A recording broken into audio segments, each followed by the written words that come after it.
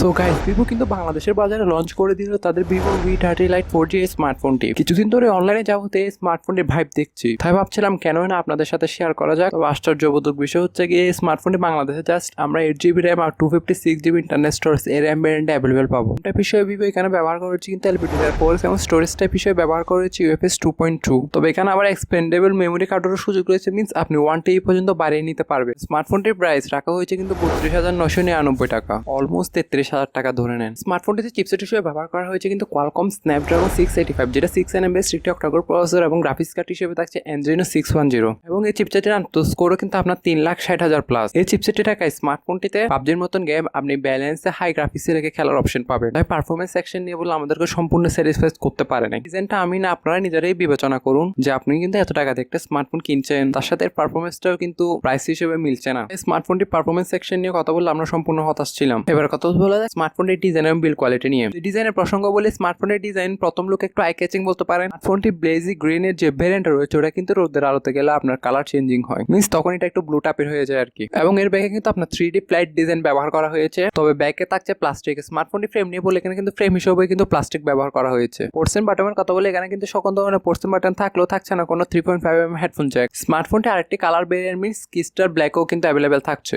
5000 mAh battery ব্যবহার করা সত্ত্বেও কিন্তু এই স্মার্টফোনের ওজন করা হয়েছে 186 গ্রাম, যেটা আমি অবশ্যই এভারেজ বলবো। দেন এর থিকনেসও করা হয়েছে কিন্তু আপনার 7.7 মিলিমিটার। 5000 mAh ব্যাটারি ব্যবহারের ফলে এখানে কিন্তু আপনি ডে টু ডে নর্মাল ইউজে 1 থেকে 1.5 দিনের মতন ব্যাকআপ পেয়ে যাবেন। টানা ইউজিং মিন্স স্ক্রিনটা যদি অফ না করে আপনি টানা গেমিং অথবা হেভিলি ব্রাউজিং করেন তাহলে এখানে অলমোস্ট আপনি স্ক্রিন অন টাইম 8 ঘন্টাও পেয়ে যাবেন। বক্সে কিন্তু 80 ওয়াটের চার্জারের পাশাপাশি 4 ইয়ার্স ব্যাটারি হেলথ কার্ড পেয়ে যাবেন। মানে যদি আপনার স্মার্টফোনটি 4 বছরের মধ্যে যদি আপনার ব্যাটারি হেলথ 80% নিচে হয়ে যায় তাহলে এটা ভিভোরা নিজেরাই চেঞ্জ করে দিবে। অবশ্যই দ্যাটস এ থামস আপ। আর স্মার্টফোনটিতে কিন্তু তার রয়েছে কিন্তু IP54 এর certification. Out of the box Android 14 এর সাথে আসে স্মার্টফোনটিতে UI হিসেবে থাকছে কিন্তু ফান্টাস OS 14, যেটা ভিভোর একদম লেটেস্ট ফান্টাস OS বলতে পারেন। ভিভোর UI নিয়ে আমার তেমন কোনো কমপ্লেন নাই, তবে এতে ডিসপ্লে সেকশনে হালকা বেটার করেছে বলে আমি মনে করি। এখানে স্মার্টফোনের ফন্ট আসলে 6.67 ইঞ্চের একটি 120 হার্জের ফুল HD প্লাস অ্যামোলেড ডিসপ্লে পাবেন, যাতে পিপি ডেনসিটি হিসেবে রয়েছে 395। চুল কাটাউটের সাথে আসে স্মার্টফোনটির আমি যদি চিন এবং বেজেলের কথা বলি, অনেকটাই চিপ রেটের স্মার্টফোনের মতন, কারণ এখানে চিন এবং বেজেল আমার কাছে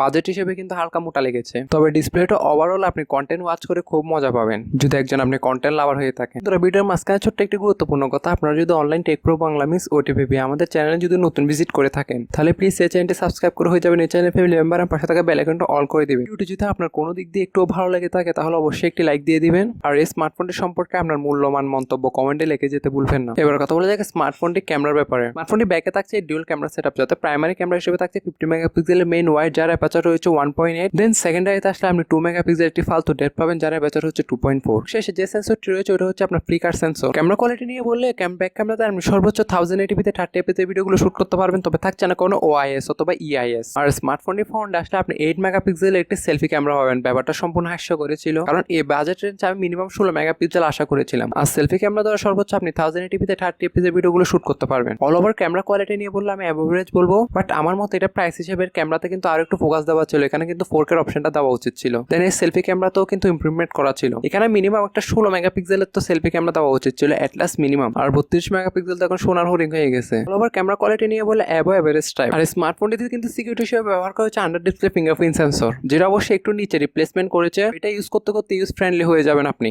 আর এজেন্সিয়াল সব সেন্সর নিয়ে বলে এখানে কিন্তু এজেন্সিয়াল সব রকম সেন্সরই থাকছে। স্মার্টফোনটির পজিটিভ পয়েন্ট আর নেগেটিভ পয়েন্ট নিয়ে কথা বলি, তাহলে প্রথমে নেগেটিভ পয়েন্টগুলো বলা যাক। প্রথমত এই স্মার্টফোনটিতে 4K এর অপশন দেওয়া উচিত ছিল, তার সাথে কিন্তু ক্যামেরা OIS দেওয়া উচিত ছিল। আর এই স্মার্টফোনটির ফ্রন্ট ক্যামেরাটা আরো একটু বেটার করা উচিত ছিল, সাথে কিন্তু এটা একটা 4G স্মার্টফোন।